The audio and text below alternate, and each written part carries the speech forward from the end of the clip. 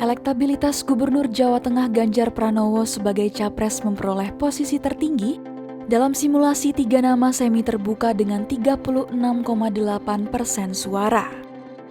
Posisi selanjutnya ditempati oleh Ketua Umum Partai Gerindra Prabowo Subianto dengan 27% suara dan mantan Gubernur DKI Jakarta Anies Baswedan dengan 26,8% suara.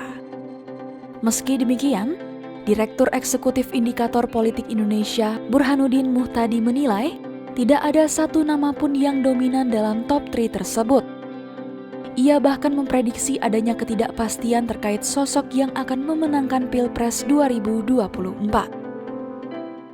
Saya kira ini satu masa di mana proses kompetisi elektoral memang betul-betul melahirkan semacam ketidakpastian. Ya. Pertama, karena tidak ada petahana di 2024. Kedua, calon-calon yang muncul itu sangat kompetitif, terutama di 3 nama ini. Tidak ada satupun yang dominan. Ya.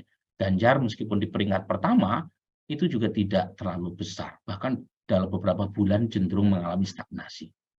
Pak Prabowo yang awalnya dianggap tinggal menunggu waktu untuk terlempar dalam persaingan, ternyata kompetitif lagi di beberapa bulan.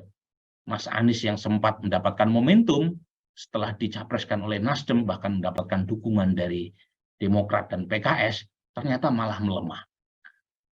Makanya suasana ketidakpastian ini yang mungkin akan terus kita dapatkan sampai bulan September pas pendaftaran.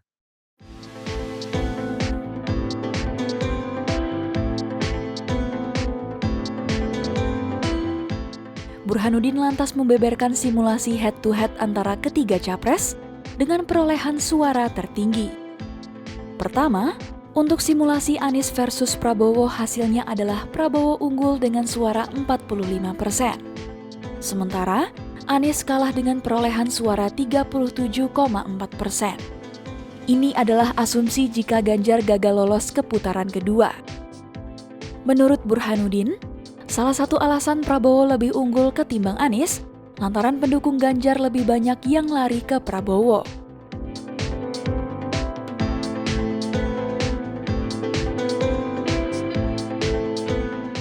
Simulasi kedua adalah Ganjar versus Prabowo dengan asumsi jika Anies gagal lolos ke putaran kedua. Jika diadu, nama yang keluar menjadi pemenang adalah Ganjar. Namun, perbedaan suara keduanya sangat tipis di bawah 1%. Ganjar mendapat perolehan suara 41,8%, sedangkan Prabowo 40,9%.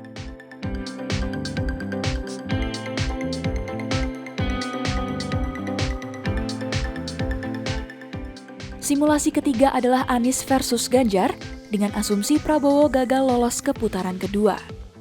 Hasilnya, Ganjar unggul dengan perolehan suara 45,2%, sedangkan Anies 37,6%. Burhanuddin mengatakan, tren elektabilitas Ganjar maupun Anies agak melemah pada Februari lalu. Namun, Ganjar masih unggul tipis dibandingkan Anies. Sebagai informasi, survei Indikator Politik Indonesia ini dilaksanakan dengan wawancara tatap muka pada 9-16 Februari 2023 dan 12-18 Maret 2023. Total sampel responden yang diwawancarai secara valid pada survei Februari 2023 adalah 1.200 orang dengan margin of error sekitar 2,9% pada tingkat kepercayaan 95%. Sementara, pada Maret 2023, terdapat 800 responden yang diwawancarai dengan margin of error 3,5% pada tingkat kepercayaan 95%. Penarikan sampel dalam survei tersebut menggunakan metode multi-stage random sampling.